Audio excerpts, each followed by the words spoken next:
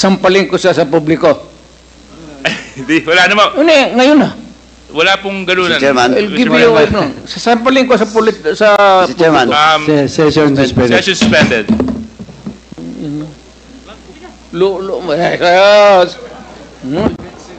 According po kay former Senator Trillanes, sinabi po niya na piki ang war on drugs nung panahong administrasyon ni former President Duterte. May I ask to former Senator, bakit po niyo sinabi na piki ang war on drugs? Ang statement po na yon na peke po ang war on drugs ni Duterte noong nakarang administrasyon.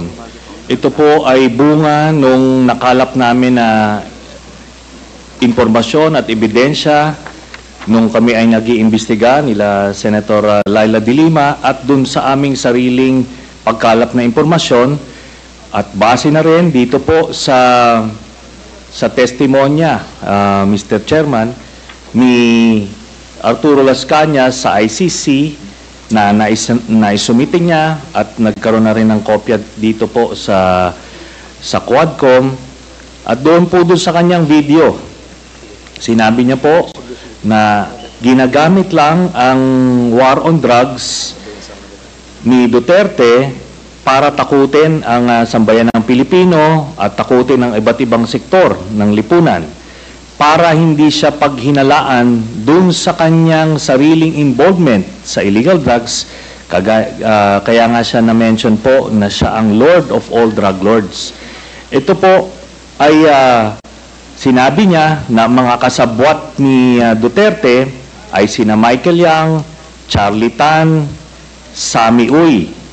At ito po si Michael Yang ay ayon mismo sa report ni Colonel Acerto na dating Deputy Director of the Drug Enforcement Group of the Philippine National Police. Sinumite niya yung report tungkol sa involvement ni Michael Yang. Dito naman po, dun sa sinasabi niyo po, Mr. Chairman, na si Jimmy Guba na Customs Intelligence Police, sinasabi niya na si Michael Yang ang involved doon sa magnetic lifters na shipment. Ngayon po, lahat po yan ay nakalap namin. Pero ngayon po, kung dahil po doon, tinignan namin kung ano yung ebidensya na pwede naming malink ito. Kaya nga po, binalikan namin yung mga bank accounts na nakalap namin kay Duterte noong 2016. Tinitignan namin kung merong mga pumasok na pagkapirahan dito po sa kanya. At doon nga po kami nakakita na mga deposito sa mga accounts ni Duterte galing po dito po sa grupo ng mga drug lords na ito. At kung papayagan po, Your Honor, meron po akong PowerPoint presentation para po makita po nila kung ano yung sinasabi ko na money trail, paper trail dito po sa drug proceeds ni Mr. Duterte and his family. How many minutes will be your presentation? Ano lang po yan? 5 slides lang po ito. Pero I will focus on the last slide lang ho. Sige, Mr. Chairman. Sige, go ahead, Mr. Trillanes. So, ito po ang sige, doon po sa mga unang slides muna. Ayan. So, ito po yung mga bank accounts na nakalap ko po ito noong 2016. Tapos, ito po ay na-validate na ng Ombudsman na kaparehas nga nung naisumite ng AMLAC sa kanila. Kaya, ano po tayo, kumpiyansa po tayo sa provenance nitong dokumentong ito. So, sige po, next slide. Ito po yung mga iba't ibang mga pumasok na pagkapirahan kay accounts ni Duterte. Tapos, sige po, next slide. Ayan. So, ang total po ng mga credits na pumasok ay 2.4 billion, no? Ngayon, kung ano talaga yung actual total, malalaman po natin yan pagka binuksan po yung accounts. Ngayon po ito, no? Ang pagkakamali po ni Mr. Duterte nung nagtatago siya ng pagkapirahan ay ginawa niyang joint account yung kanyang anak na si Vice President Sara Duterte. Kaya ito po ay alam po naman natin na exempted sa bank secrecy law ang impeachment. So lalabas po yan lahat. Sige po, next slide. Ito po yung last slide, no. Dito po, meron po ito pong mga transactions na ito. Meron pong kay Vice President Sara, meron po kay Duterte, meron po kay Baste Duterte, meron kay Pulong Duterte, at meron po kay Hanilet Abansenya. Ito pong mga ito ay mga manager's checks under their name na ang origin po ng account ay yung isa dun sa mga drug lords na minention ni Las Cañas na si Sammy Uy. Ito po, ano ito? Siguro noong mga panahon na yan, 2011 to 2013, medyo kumpiyansa sila sa kanilang mga gawain, kaya may physical na checks, no? Pero after that, ang mga deposito diretso na sa account, so wala nang paper trail. Pero makikita natin dito yung pattern po, Mr. Chairman. Nagdidibidendo yung drug lord doon sa pamilya nila Duterte tuwing October at April, no? Kaya sunod-sunod po yan. And by the way, makikita po natin si Vice President Sara, meron po siyang 2 checking in-encash dyan under her name, manager's checks. Tapos ito po ay while she was mayor, no? Kaya yan ay direct bribery, no? Tapos proceeds of the illegal drug trade. Ito po ang naging pruweba natin. Kaya nung cross match po namin yung dokumento na kuha namin at dito sa mga personalidad na minention po ni Arturo Las Cañas, na-confirm namin yung kanyang istorya. Nakita niyo po dyan, si Duterte, pareha sila ng amount na in-encash, no? Tapos, itong mga anak, sila Baste Duterte, ayan po, tagte 10 million every 6 months. Kay Pulong Duterte, meron din. Ngayon po, lahat ito ay hawak yan ng mga bangko mismo. Meron silang physical copy, meron silang soft copy netong mga sinasabi na ito. Kaya hindi po yan pwedeng i-deny lang kasi alam naman natin yung mga estilo ni Duterte, magka-admit konti pero magde-deny to confuse everyone. Pero ito po yung smoking gun, Mr. Chairman. So, yan po, we concluded na peke talaga ito. Ginagawa niya yung war on drugs para proteksyonan niya yung sindikato niya na sina Michael Yang, Sammy Uy, at Charlie Tan. So, kaya po, nung sa Davao pa lang, pinapatay po nila yung kompetensya. Tapos, nung sila na ang presidente, ginawa nilang National Death Squad, yung nangyari. Tapos si Leonardo nga po yung ginawa niyang point person.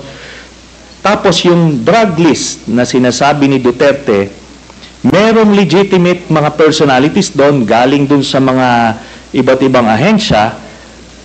Pero pag may kailangan silang isingit na mga kalaban nila sa drug business, sinisingit po nila doon.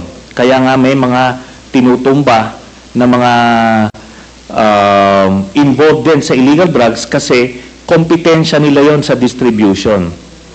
Kaya yan po lahat na yan ay napagtagpi-tagpi namin.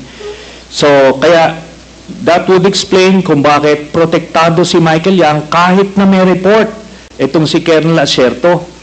Tapos hindi lang po yan, nung nilabas po yung report na yon, sa sobrang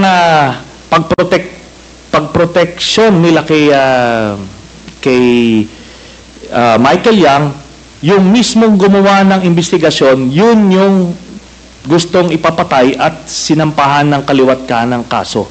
Kaya makita natin, dun sa mga drug lord na hindi kasabwat sa sindikato ni Duterte, ano siya, porsigido siyang patayin, pero doon sa kanilang grupo, itong mga ito na mention, Michael Yang, Charlie Tan at Sammy Oy, protektado hanggang ngayon. Ni nga yung PDEA director ni Duterte na si Wilkins Villanueva, ni hindi nga masama sa drug list hanggang after noong 2022 si Michael Yang. Yun po ang dahilan kasi binilin po sa kanya yan ni Duterte.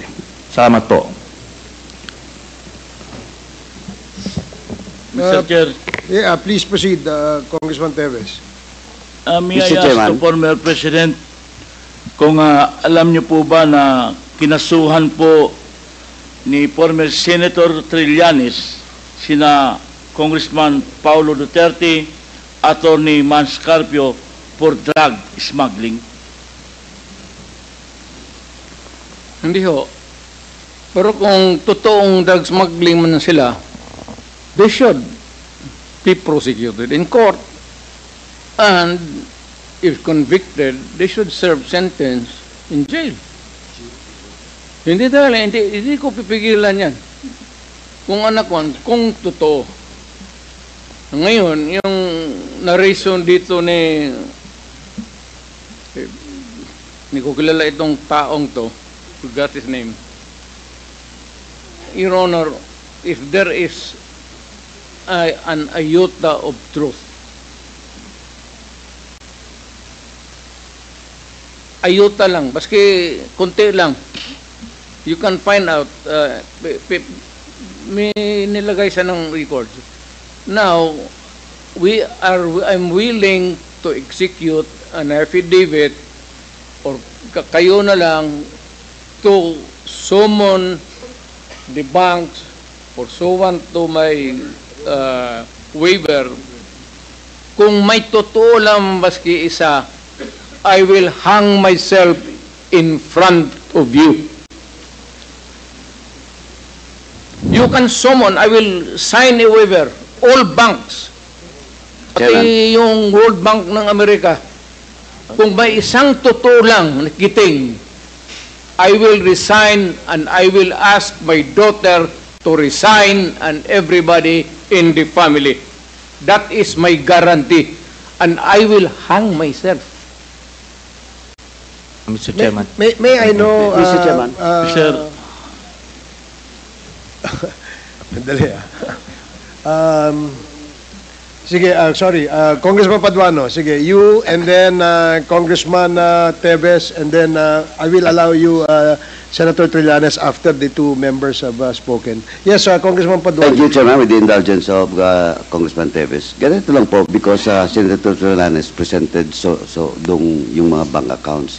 May I ask this good former senator, how did you acquire these documents, bank documents? Nung campaign po noong 2016, meron pong nag-abot sa aming opisina na ang pangalan po niya ay Joseph De Mesa, in-identify niya. So sinabi niya, meron siyang mga dokumento na pwede namin tignan. So kampanya po yon, hindi po namin nabigyan ng atensyon until siguro a few weeks after, nakita ko po, yun pong nandoon, iba't ibang accounts. Then, chinek namin, binalidate po namin kung totoo yun, no? So, may mga nagdeposito po na doon sa iba't ibang accounts ni Duterte. Tapos, totoo nga, legitimate po. Then, nung kampanya, nilabas ko po ito at inamin mismo ni Duterte na totoo daw kasi una, dinideny po nung kanyang spokesman, but eventually, nung na-corner na siya, inamin niya, no? Tapos, hinamon din niya po kami na magbibigay din siya ng waiver. It's the very same dare na sinasabi niya ngayon, o bluff na sinasabi niya. At ano po, ako po ay nagpakita dun sa BPI branch na yon sa Julia Vargas, pero siya po hindi sumipot. Ang sumipot sa kanya, itong si Panelo. Ngayon si Panelo, wala pong dalang waiver. Ang nilabas niya, special power of attorney na may specific conditions. Ngayon po, natapos na lahat yung kampanya, presidente na siya, ni ay ni oy, wala na po nangyari doon. Kaya ito po, inadmit niya na yan, mga dokumento na yan. Inadmit niya na yan, no? And let me just comment a bit, Mr. Chairman. Kasi yung sinasabi niya, in relation dun sa case na final ko kay Pulong tsaka kay Manscarpio, sabi niya, edi i-file daw sa korte at harapin nila. Pero yung mga libo-libong mga pinagpapatay never got that privilege of the due process. Pagka wala ka sa grupo niya, hindi ka sa sindikato niya, protektado ka. Kailangan mag-file sa korte. Pero pagkakaribal ka at ordinaryong Pilipino ka, tutumba ka. Yun lang po, Mr. Chairman. Man, can I have my follow-up question? You have the floor, Congressman Na- Paduano. Former Senator Trillanes testified that that document was not acquired legally.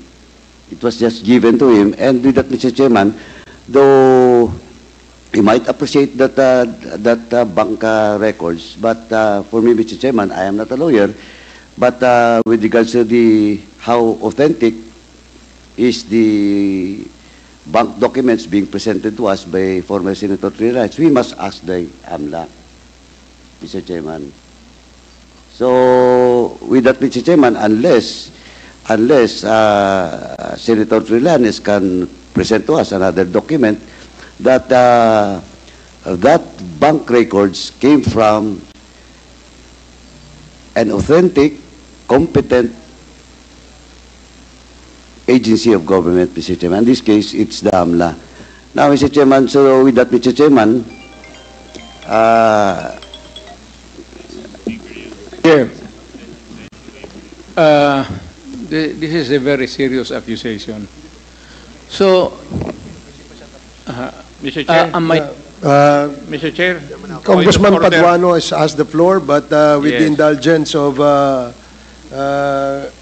No, I think the chairman has ruled a while ago the sequence of those people present in this hall to answer.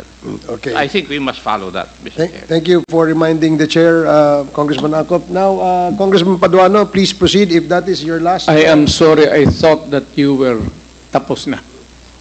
Thank you, Mr. thank President. you, Mr. President. Anyway, Mr. President, now with that, Mr.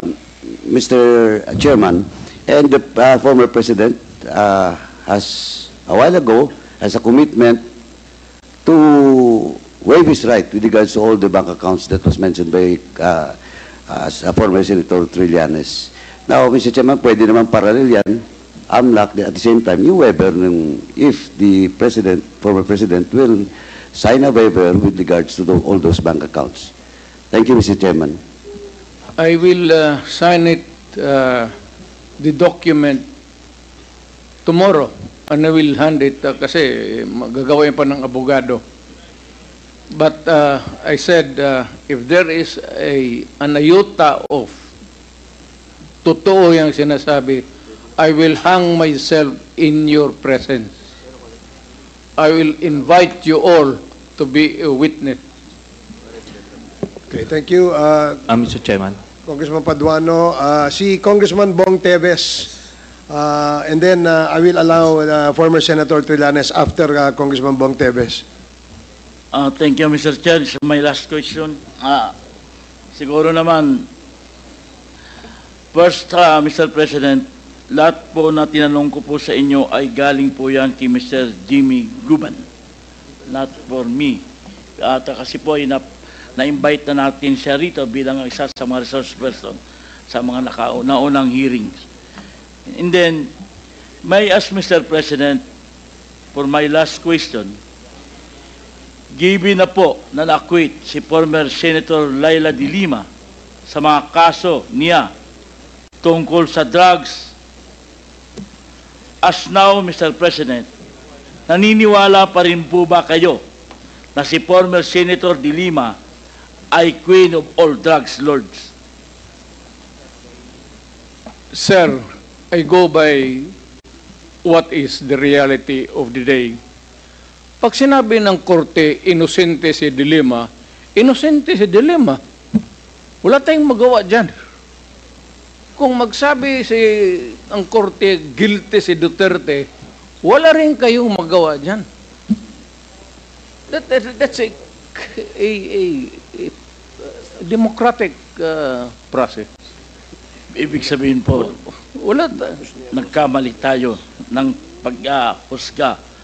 pag-akusa kay former Senator De Lima. Thank you very much, Mr. Chair. Okay, former Senator Trillanes, you are now recognized. Maraming May I- salamat, Mr. Chairman. may- After, Mr. President, after the former Senator, the Chair will recognize you po. May I be given... Yes, yes. Going to the bathroom? Okay, okay. We'll have a 2-minute suspension.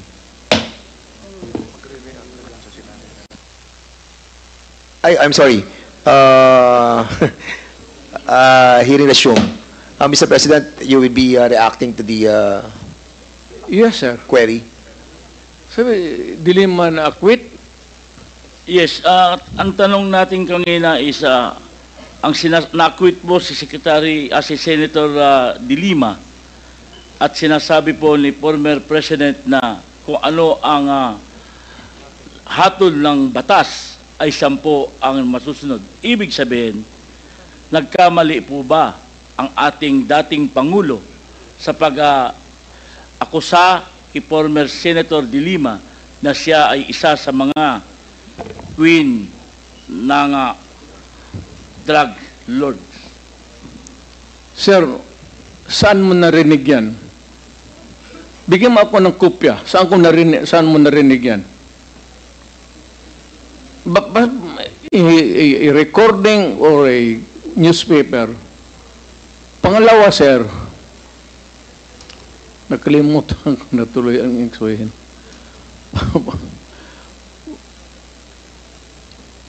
You know,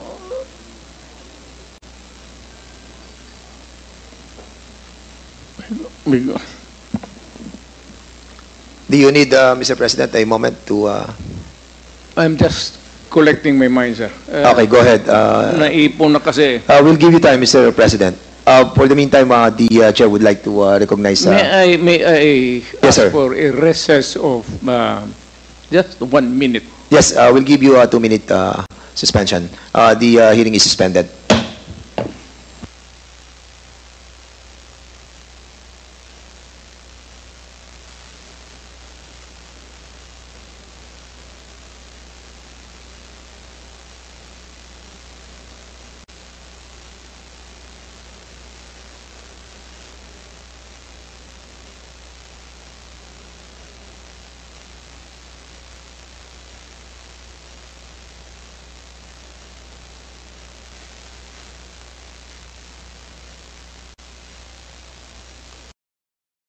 With the waiver, pero we've been there before. Nagsabi na yan siya na magbibigay siya ng waiver.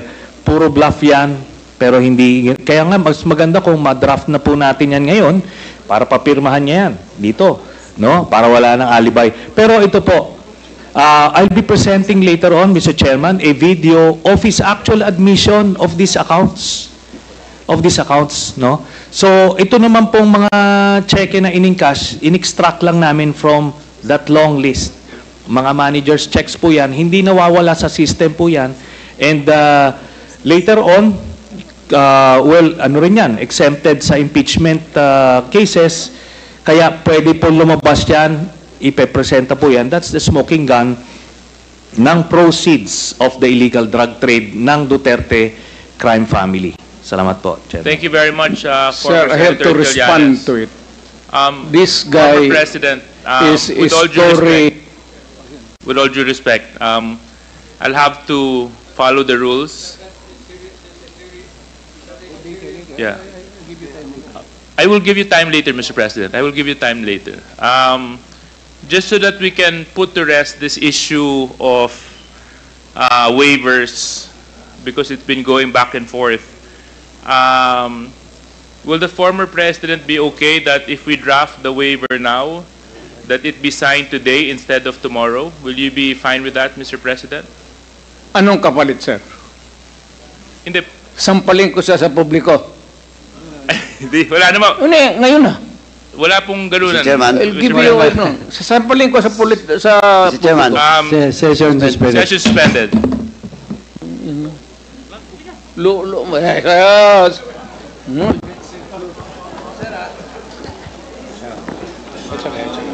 Sabi